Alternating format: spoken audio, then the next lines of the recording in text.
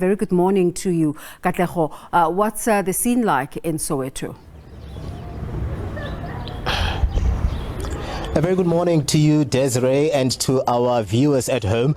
Well, it's business as usual here in Soweto. We got here very early, just driving in and around the township just to assess the impact of the so-called national shutdown, the socio-economic national shutdown. I must say, Desiree, it has not had that much of an impact here on the ground, as most of those people that we've conversed with and just tried to gauge in terms of their plans of the day, it has had little impact on the ground. So I'm going to bring into the conversation now the spokesperson for the Gauteng Education Department. This is one sector, Desiree, that was touted to be affected the most by this national shutdown, and we know that some of those educators form part of the Labour Federation movements here in the country, and some of them would have expected to actually hit the call and take part in the march. But we, through our assessment, we've seen that most of the schools are operating normally, and the march has had little impact. Welcome to the SABC. Just give us an idea of what is happening on the ground in terms of those schools here in Gauteng where this national shutdown is concerned. Thank you very much, Kats. Look, we've made some inroads just to check with all the districts on how we're doing on the ground. We can confirm that all our schools are operational. The only challenge that we have is an average or low attendance in some of our schools, not all of them. But on the other score, we also see a pattern of late coming, because learners that we're interacting with, like at the schools that we are at now, they were not sure whether they will be schooling or not. I'm not sure where do they get that information, because if there's no instruction that is coming from the department that there will not be any schooling, so learners must know that they must come to school. So that's the only challenge that we have. But overall, in all our districts, meaning that the entire province, we don't have disruptions where you don't have learners at the school.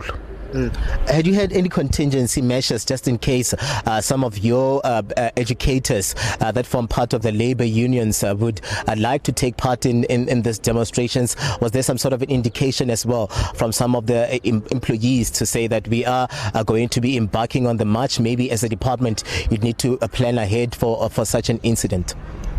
You will know that currently we have teacher assistants or educator assistants who are assisting us.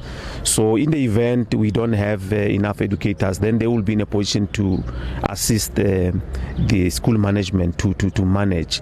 We are in a precarious situation now. Learners are going to run their preliminary examinations, and we're also looking for the final examination. So our grade 12s, they must be in the classroom. We can't lose any teaching time. So to a certain extent, that principals have a discretion. Where a school is entirely disrupted, they then interact with the district and the HOD to seek advice on what is it that they need to do. But the general feel on the ground that we have already interacted with actually almost everyone in our schools, we don't have disruption. So we think that things are normal.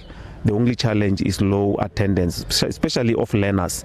But educators at our schools, probably later in the afternoon, will understand on how many of those that decided to venture into the strike. All right, Steve Mabona, thank you very much for your time, sir. That's the Gauteng Education spokesperson there, Steve Mabona, just giving us a sense of, the schooling area on how this national shutdown has affected them, just letting us in on the fact that most of the educators are here at school, most of the learners are here at school. A very crucial moment you had there from Steve, where their final exams are just around the corner, and matriculants have a couple of days before they sit for those exams. But, this is a picture that we've seen in some of the schools also around here. Soweto, we're coming to you live right now from the Forte Secondary School in Dobsonville, Soweto, and most of the schools that we've seen around here, and also scholar transports, they are operating as usual. And Steve Mabona there just letting us in on the fact that they will assess the impact going into the afternoon to see if indeed some schools were affected by this national shutdown. Desiree?